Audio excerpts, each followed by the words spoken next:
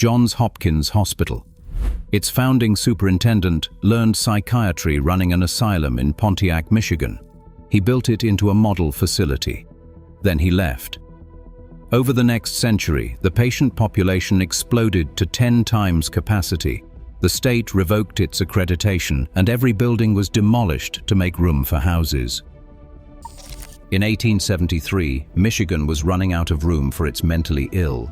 The state's only psychiatric hospital, the asylum in Kalamazoo, was full. Patients were sleeping in hallways. Families were being turned away. The state legislature appropriated $400,000 to build a second facility somewhere in Eastern Michigan, and a commission was formed to select the site. Several cities submitted bids. Detroit wanted it. So did a handful of smaller towns. But the commission chose Pontiac, a growing city about 30 miles north of Detroit in Oakland County. The decision was close. Pontiac barely edged out the competition. The architect they hired was a man named Elijah E. Myers. Myers was not a specialist in hospital design. He was a government architect. He had already designed the Michigan State Capitol building in Lansing, and he would go on to design the Capitol buildings of Texas and Colorado as well. He remains the only architect in American history to design 3 state capitals. He also designed government buildings in Brazil and Mexico. For the Pontiac Asylum, Myers drew up a Victorian Gothic structure in red brick, with a steeply pitched slate roof featuring intricate patterns, multiple towers, and 2 long wings stretching out from a central administrative block. 1 wing for men, 1 wing for women. The design followed what was known as the Kirkbride plan, a system of asylum construction based on the idea that the building could actually help people get better. Patients closest to recovery were placed nearest the center, where they had access to common areas and natural light. Patients requiring the most care were housed in the outer wards. Light, air, open space, and the physical arrangement of the building were all considered part of the treatment. The building was meant to heal. Construction took 5 years. On August 1, 1878, the Eastern Michigan Asylum for the Insane opened its doors and admitted its first patients. 222 people entered that first year, drawn from 20 counties across southeastern Michigan. The man placed in charge was a 35-year-old physician named Henry Mills Hurd. Hurd had spent the previous 8 years as an assistant physician at the Kalamazoo Asylum. He understood the system from the inside. He knew what worked, he knew what failed, and at Pontiac, he ran it his own way. He discouraged the use of mechanical restraints, the straps and cuffs and locked chairs that were still standard practice at most institutions in the 1870s. He introduced occupational therapy programs where patients worked in skilled trades, tended gardens, and helped maintain the grounds. He thought the worst thing you could do to a patient was leave them with nothing to do. Giving people meaningful work and daily structure, he believed, was more effective than confinement alone. He built recreational programs. Patients went on supervised walks. They played games. He turned the campus into a self-sustaining community. Farming operations produced food for the entire institution. Orchards provided fruit. A herd of cattle won prizes at local agricultural exhibitions. The asylum had its own power plant, its own water supply, its own roads. A dedicated rail spur connected the grounds to the Grand Trunk rail line, bringing in coal and supplies. An attendant training school opened on the campus in 1890, one of the earliest formal efforts in the country to professionalize the people who worked most closely with patients day to day. Hurd figured if you wanted better care, you needed better staff. For 11 years, Hurd shaped the asylum into something Michigan was proud of. The institution earned a national reputation for humane and progressive care. It was, by the standards of its time, exactly what a psychiatric hospital was supposed to be. And then, in 1889, he left. Hurd's work at Pontiac had attracted attention far beyond Michigan. The Johns Hopkins Hospital in Baltimore had just opened. A new kind of institution built with the fortune of Johns Hopkins, a philanthropist who insisted that the hospital and its affiliated medical school work together in a way no American hospital had before. The trustees needed a superintendent who could make it work. They chose Hurd. He would remain at Johns Hopkins for 22 years, serving as its first superintendent and later as secretary to the Board of Trustees.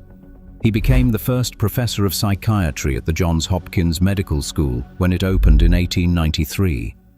After his retirement, he took on his most ambitious project, editing the 4-volume Institutional Care of the Insane in the United States and Canada. He wrote the entire first volume himself, 497 pages covering the full history of American psychiatry. He became president of the American Academy of Medicine.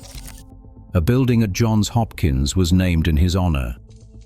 A trustee said Hurd's leadership had defined the relationship between hospital and university. History remembered Henry Mills Hurd. It did not remember what he left behind. After Hurd's departure, the asylum in Pontiac continued to grow. New wings were added in 1906 and 1914. A Tudor-style building was attached to the front of the original structure in 1938. An Italian Renaissance chapel designed by the prominent Detroit firm of Smith, Hinchman and Grills went up in 1907. By the early 20th century, the campus had swelled to 800 acres with dozens of buildings. In 1911, the institution changed its name. The Eastern Michigan Asylum became the Pontiac State Hospital. Across the country, the word asylum was falling out of favor. It carried too much stigma. The new name was supposed to make the place sound modern and medical. But inside the walls, the real change was simpler and more brutal. The patient population was climbing, year after year, decade after decade. By the 1950s, more than 3,100 people were living inside a complex originally designed for 330. That was 10 patients for every one the building was meant to hold. If you know someone who lived or worked in one of these institutions, or if your state had a place like this, please share that in the comments. These stories matter because the people inside them mattered. Between 1935 and 1953, Pontiac State Hospital shifted from custodial care to active psychiatric treatment programs. On paper, this sounded like progress. In practice, it meant a turn toward aggressive medical interventions that reflected a growing belief that mental illness was a medical problem best treated with medical tools. Electroconvulsive therapy became a standard tool. The farming operations ended in the early 1950s. About half the land was sold off. The daily routines Hurd had designed to give patients structure and purpose were replaced by medication schedules and ward confinement. The building was the same. The philosophy behind it had been hollowed out. What did all of this actually look like from the inside? In 1960, a 16-year-old boy found out. Michael Sturman was committed to Pontiac State Hospital as a teenager.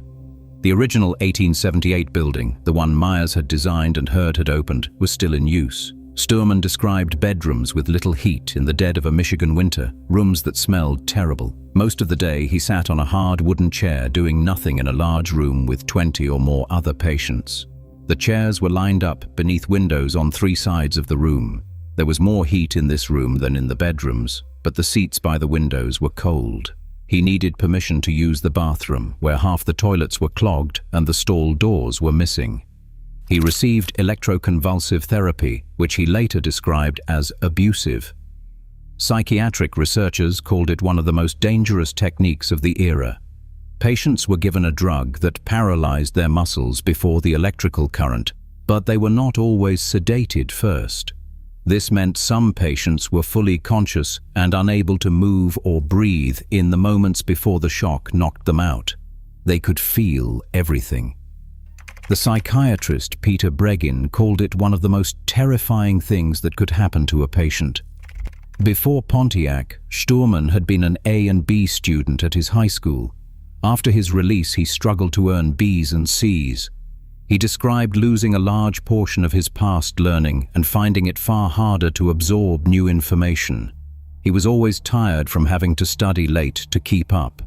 He suffered long-term memory and speech impairment, severe weight loss, dental cavities, and scurvy of the gums. People he had known before would ask where he had been, and when he told them, whatever friends he had would disappear. 60 years after leaving the institution, he wrote that he still could not get through a single day without thinking about his shock treatments. He still had nightmares. Sturman eventually earned a master's degree in psychology from the University of Detroit. He spent decades trying to get someone to listen to what had happened at Pontiac. He wrote to the Michigan House Behavioral Health Committee proposing a restorative justice process where surviving patients and their families could confront surviving staff and receive acknowledgement from the state. Not a single legislator responded. He left the institution. The institution did not improve. In 1973, the hospital changed its name for the second time. Pontiac State Hospital became the Clinton Valley Center under Michigan Public Act 338. It was the third name in less than a century. By the late 1970s, the patient population had dropped to around 800, thanks in large part to new psychiatric medications that reduced the need for long-term hospitalization. Wards sat empty. Cottages were shuttered. But the problems were no longer about overcrowding. They were about what was happening to the people who remained. In 1979, the Joint Commission on Accreditation of Hospitals revoked Clinton Valley Center's accreditation. The findings were specific and devastating. Too few pharmacists, too few trained nurses, no meaningful vocational rehabilitation programs. Patients in the wards were found doing nothing or pacing the halls, a grim echo of the conditions Sturman had described 2 decades earlier. The facility failed to meet basic fire and electrical safety standards. The institution that Henry Mills Hurd had built into a national model was now officially below the minimum threshold for acceptable care.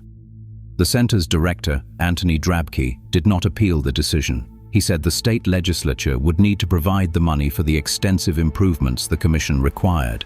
The money never came. Without accreditation, Clinton Valley Center lost its eligibility for Medicaid, Medicare, federal grants, and private insurance. In 1980, a recession triggered the layoff of 300 employees, stripping the facility down even further. Michigan's governor recommended a $9 million increase to the mental health budget to prevent closures. Patrick Babcock, the director of the Department of Mental Health, said state hospitals were already operating far below acceptable care levels. And yet somehow, Clinton Valley Center stayed open for nearly 2 more decades. In February of 1997, the state of Michigan finally announced the closure. By then, only about 200 patients remained in a sprawling complex that had once housed over 3,000. The Alliance for the Mentally Ill of Michigan filed a lawsuit arguing that the closure breached the state constitution's promise to provide care for residents with severe mental illness. A court injunction briefly blocked patient transfers, but it was overturned on appeal. The buildings would not wait for the courts.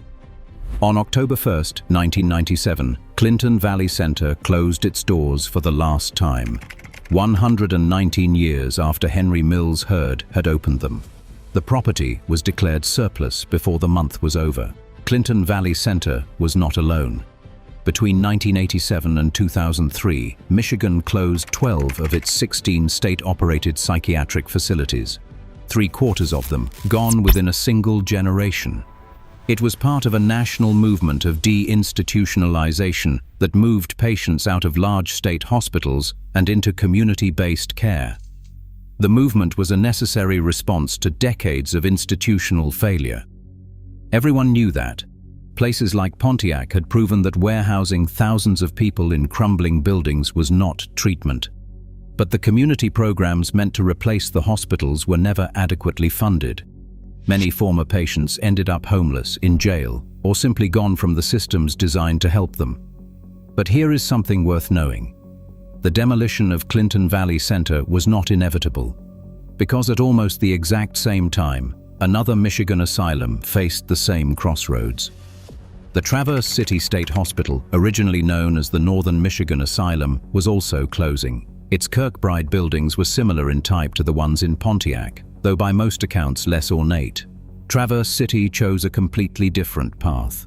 The buildings were preserved and adapted into a mixed-use development called the Village at Grand Traverse. Today, the old asylum houses shops, restaurants, residences, a boutique hotel, and a winery. It is a community asset and a regional attraction. Visitors come specifically to see the preserved Kirkbride architecture. Same state, same era, same type of building. Two completely different decisions about what to do with the past. Pontiac did not get that ending. In 1998, the Michigan legislature appropriated $5 million for the demolition of Clinton Valley Center and environmental cleanup of the site. Over the next 2 years, approximately 80 buildings were razed across several hundred acres. The land was scraped clean and rebuilt into something unrecognizable. Preservationists and community members fought back. Lawsuits were filed. Every one of them failed. It turned out that listing on the National Register of Historic Places, the designation the site had carried since 1981, provides no legal protection against demolition. It is a recognition of significance, not a shield. Oakland County acquired 88 acres adjacent to its government complex for expansion. The rest of the land became a residential subdivision and a shopping center. The chapel survived longer than anything else. That 1907 Italian Renaissance structure stood alone on the cleared land for over a decade, the last remnant of a complex that had once been a city within a city. It was torn down in 2011. Bruce Annett, a historian who wrote the definitive account of the institution, noted that the Pontiac buildings were more architecturally significant than the ones preserved in Traverse City. He said they were well suited for renovation, better than most historic structures. But by the time the buildings were vacated, a change in the city's administration meant no viable reuse proposals came forward. There was a chance to save them. Nobody took it. And then it was gone. Henry Mills Hurd died in 1927. He was 84 years old. The asylum he built outlived him by 70 years.